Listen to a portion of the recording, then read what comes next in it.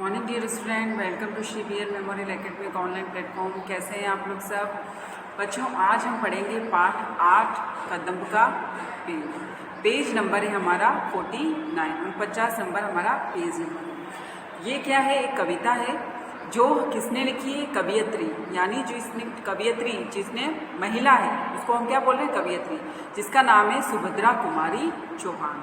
उन्होंने इसमें क्या बताया है? इसमें बाल मन की इच्छा, यानी जो बालकों की, जो बच्चे होते हैं उसके अंदर उनकी क्या क्या इच्छाएं प्रकट होती हैं, उनके अंदर क्या क्या इच्छाएं होती है, वह और बेटे की माँ के प्रति, यानी किस तरीके से माँ और बेटे का बीच में प्यार और उनके बीच में किस तरह का रिश्ता है, उसके बारे में इस पाठ में बताया गया है। माँ और बेटे के प्यार के बारे में इस चैप्टर में बताया है।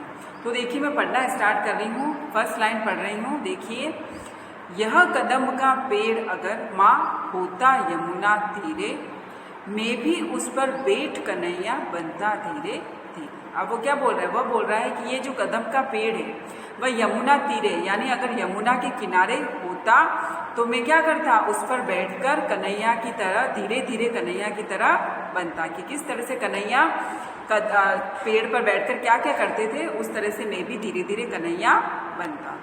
ले देती यदि मुझे बांसुरी तुम 2 पैसे वाली, किसी तरह नीचे हो जाती यह कदम की डाली।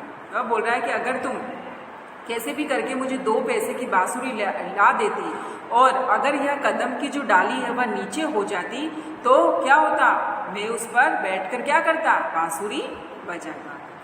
तुम्हें नहीं कुछ कहता पर मैं चुपके चुपके आता, उस नीची डाली से अम्मा ऊंचे पर चढ़ जाता। वह क्या बोल रहा है? मैं तुम्हें कुछ नहीं बताता, यानी उसमें यहाँ उसको शरारत सूझ रही है।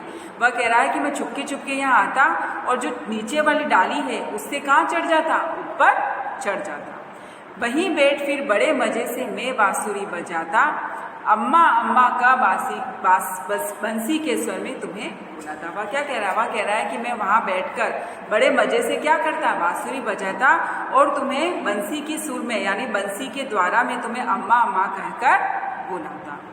सुन मेरी बंसी को माँ तुम कितनी खुश हो जाती, मुझे देखने काम छोड़कर बाहर तक तुम आती। वह कह रहा है कि मेरी बांसुरी की आवाज़ सुनकर, मेरी बांसुरी की आवाज़ सुनकर तुम क्या हो जाती? बहुत खुश हो जाती और मुझे देखने के लिए तुम सारा काम छोड़कर बाहर आ जाती।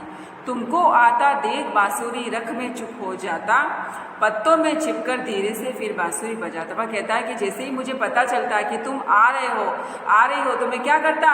मैं छुप जाता, उन पत्तों के बीच में छुप जाता और वहाँ से छुपकर क्या करता? बांसुरी बजाता। तो आज हम ये चैप्टर यहीं तक पढ़ेंगे, बाकी का चैप्टर हम लोग नेक्स्ट क्लास में पढ़ेंगे। आपको अभी तक जो जहाँ तक पढ़ाया जा रहा है वहाँ तक आपको इस कविता को पढ़ना है और क्या पढ़ाया है उसको समझना है ना। इसमें क्या बताया है? जो बालक है वह कन्हैया की तरह बनकर अपने माँ को भी सता रहा है और उनके बीच में किस तरीके से प्यार का रिश्ता है वह बताया जा रहा है। ठीक है, तो ये चैप्टर अभी मैं यहीं तक फिनिश कर रही हूँ, आधा चैप्टर पढ़ रहे हैं, बाकी का चैप्टर हम नेक्स्ट क्लास में पढ़ेंगे। Thank you.